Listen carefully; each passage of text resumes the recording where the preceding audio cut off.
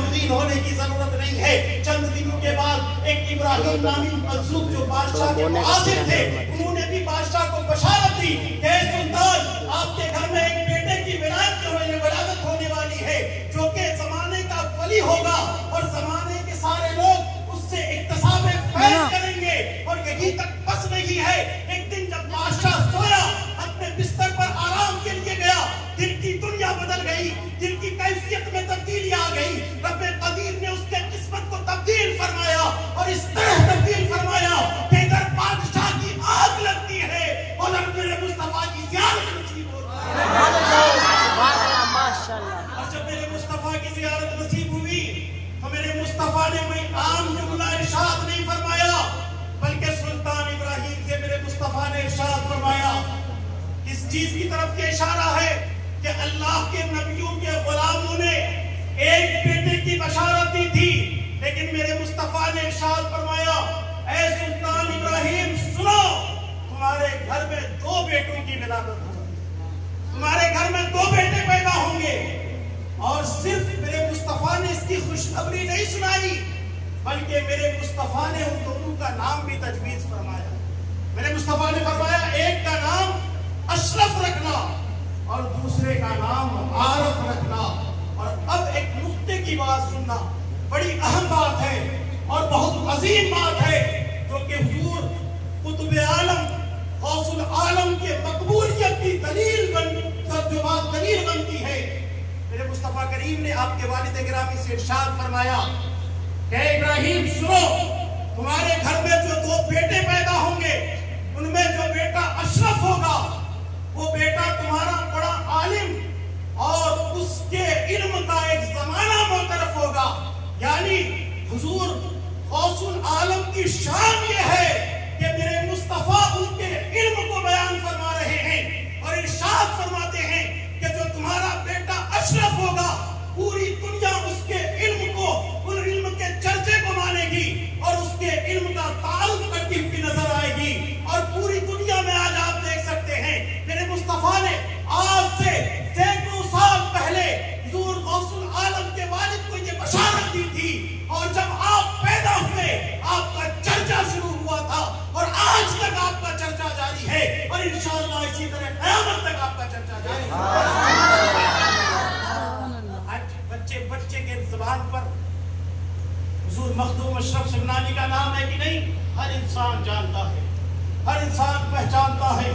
اور زمانہ معترف بھی ہے کہ آپ اتنے بڑے عالم تھے جو صرف لوگوں کی نگاہوں میں مقبول نہیں تھے, بلکہ آپ کی مقبولیت میرے مصطفیٰ کی بارگاہ میں بھی, میرے حضور کی بارگاہ میں بھی آپ مقبول تھے. اور آپ علم دین سے بڑے شغف رکھتے تھے. جب آپ کی ولادت ہوئی تو بادشاہانہ گھر, شاہانہ گھر,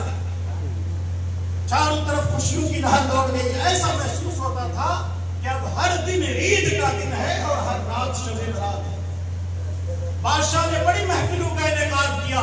اور جب 4 سال کی عمر ہوئی آپ کی, اس کے بعد آپ کی بسم اللہ خوانی کی رسم کرائی گئی. آپ کو بسم اللہ خوانی کے ذریعے سے دین کی تعلیم کی طرف راغب کیا گیا, اور یہی سے حضرت مخدوم اشرف جہانگیر سمنانی کے علم کا سلسلہ شروع ہوا. اور آپ بڑے کم عمر میں, یعنی تقریباً 7 سال کی عمر میں بعض روایتوں میں آتا ہے, اور بعض روایتوں میں آتا ہے کہ فقط 1 سال کے اندر آپ نے مکمل قرآن کو حفظ کیا, وہ بھی قرات سبا کے ساتھ. یعنی حافظ بھی بنے اور قرات سبا کے قاری بھی بنے فقط 1 سال کے اندر. اور پھر آپ نے یوں ہی علم حاصل کرنا شروع کیا, اور علم اس قدر حاصل کیا کہ آپ نے علم تصوف کو حاصل کیا,